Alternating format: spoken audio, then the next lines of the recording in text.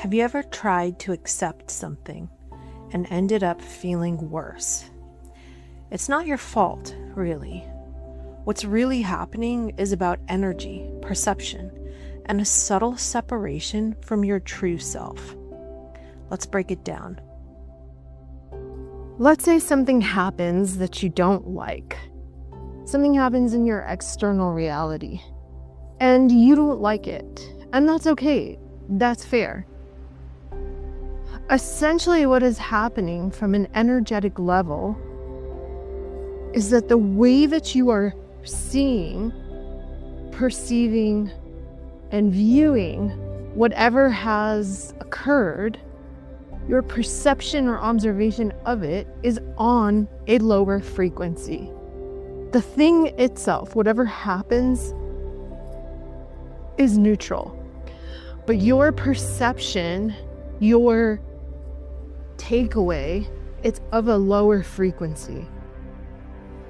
And your energy, your spirit body is innately of a higher frequency. So what's happened is that you've imposed this degree of separation. You've created an observation that is of a lower frequency. It is in a region that your spirit, your natural self, will not follow. And so that feels, how you know you've done that is because you feel negatively. You feel badly. You have lower emotions. You feel angry or depressed or sad, whatever it is. That's what's generally happening on a base level. Obviously, then the question becomes, well, how do you change that? How do you feel better? Because that's the whole point. When you think about it in terms of frequency, clarity begins to shine through. But what's really occurring, what happens is that something quote unquote negative occurs in your reality. You perceive it from a viewpoint that is of a lower frequency. That's your spirit, your energy, your innate being, your whole consciousness will not join you at. So you've created a degree of separation from who you really are, the whole of who you really are. Whenever you join that whole of who you are, that width of consciousness, you will always feel incredible. That is what's called alignment. That will always feel good. Whenever you divert from it, that will always feel negative. It will not feel good to you. So, in this realm of consciousness, essentially what's happening is that people attempt to feel better. They attempt to reunite, but they do it in a way that is counterintuitive to their own nature. It is denying their own truth. What do I mean by this? What happens is that over time, over centuries, traditionally, we've gotten it in our heads that we have to be the self-sacrificing saints. And so something happens, and the way you think that you can marry the two, the occurrence and your emotions, and the way that you think that you can move forward and feel better is this saintly self-sacrificing attitude. But really, if you're not genuinely feeling good about the quote-unquote sacrifice, all you're really doing is denying your emotions, denying a desire that came up within you. And you never want to repress or resist anything, because whatever you resist persists.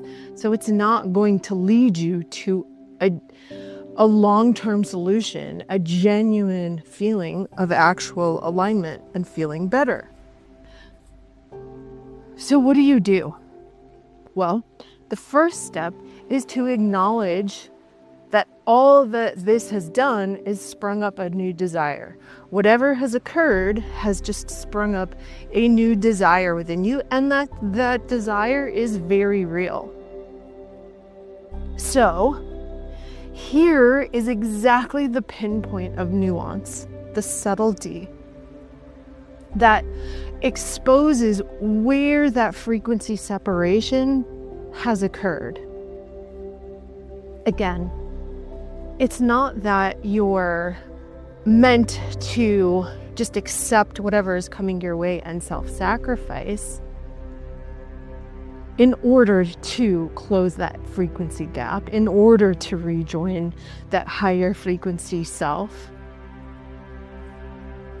It's the way that you've perceived the event, the occurrence, the manifestation, that you can close that gap. So it's not about not having that desire, it's about changing the way you perceive that desire itself. Let's give a real tangible example. So let's say you have a close, intimate relationship, or like a best friend, a spouse, a partner. And this person is in a lot of ways wonderful and also human, and we're all just learning, and something pops up. There is a certain pattern that begins to expose itself, and you just genuinely or generally don't really feel seen, don't really feel validated or valued. And you know, on the one hand, that this person is wonderful, and you also know, on the other hand, that these feelings are genuine and that in that relationship you want more balance. Here is where the hiccup comes in. Some people, a lot of us, will do that self-sacrificing thing in order to just feel better, in order to just placate the situation, and because confrontation and fighting and all of that only feels worse. You're just driving further down the frequency scale. So it's not about just constantly accepting what is, constantly accepting something that you don't like. To be fair, you just don't like it. It's not about that. It's about how you're observing it. Because a lot of times what happens is that people don't move past the acceptance stage. So they'll just try and accept the situation for how it is, the person for how it is, for how they are, and so on and so forth. But they're not accepting at the same time their desire for balance and moving forward with that. And so what ends up happening is that they're accepting the external reality without accepting the internal reality and repressing those internal emotions and internal desires. And that's where the conflict comes.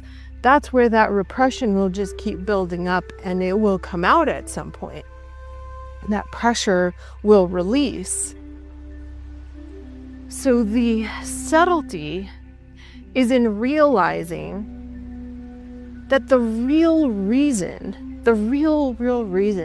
that you have this discord of frequency is because there's a nuance in how you've been perceiving the situation itself. So you've locked in on this person, this intimate relationship, and how this person behaves, and you've seen them as such. You've locked in and narrowed them down into this is how it is kind of state. That's what you've done when you've just accepted it and not done anything else. You've just said, well, this person behaves like this, or this is just how they are. You've locked in your perception of them, essentially telling your own self and your own mind, telling the universe, telling the program of reality, and communicating to them energetically that they can't be different. You've locked in on a can't. And that is exactly the specific and subtle place that is creating the energetic split, is creating the negative feelings in you, because your spirit self, your whole energetic self, is always going to be a high vibration. A high vibration is one of limitlessness. It is one of freedom. It is one of anything is possible. That is what alignment feels like. Think about the days when you feel really good, really positive. You feel like anything is possible. That's what alignment is. That's where your spirit lives. And you have just locked in on a version of limitation, a version of can't, a version of this person is bound by these behaviors, by these personality traits. And that's just not true. They can be different. So how do you actually change this? There's a few really easy steps to genuinely change this and the way that you feel, and allow your frequency to start rising back up to meet that natural spirit frequency level, to come back into alignment. So let's say you've accepted it. You're trying to be the bigger person, right? And you've accepted the state of things. You've accepted this person as they are. The very first step is going to be then to keep on moving, obviously, as mentioned. You want to keep working that energy. So you want to acknowledge the desire. The very first step is not just in accepting them and the situation and the outer reality, the outer universe, the external. You want to accept the internal and accept to yourself as well that this has just sprung up a new desire within you, and that desire is valid. And it is not only valid, but positive and useful, because that is how we as humans grow and expand, and that's how the universe itself expands. Our world looks very different than it did 100 years ago, 50 years ago, even 10 years ago. Things are constantly changing and moving rapidly because humans have this program to desire new things, to keep innovating and building. So the first step is acknowledge your internal universe. The second step follows along this train of thought of bringing your focus back to yourself. So you're not resisting anything. You're not resisting your desires. And as well, you want to bring your focus back to you, back to your center point of control, and ask, how is this working out for me? And just allow the answers to come. They don't have to come immediately. They'll just ponder it over the next few hours. Just ask the question and let them show up. And think about, how is it working out for me?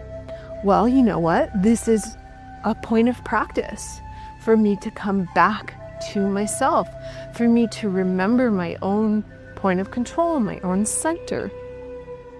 It's working out for me because if we can work through this, it will only bring us closer.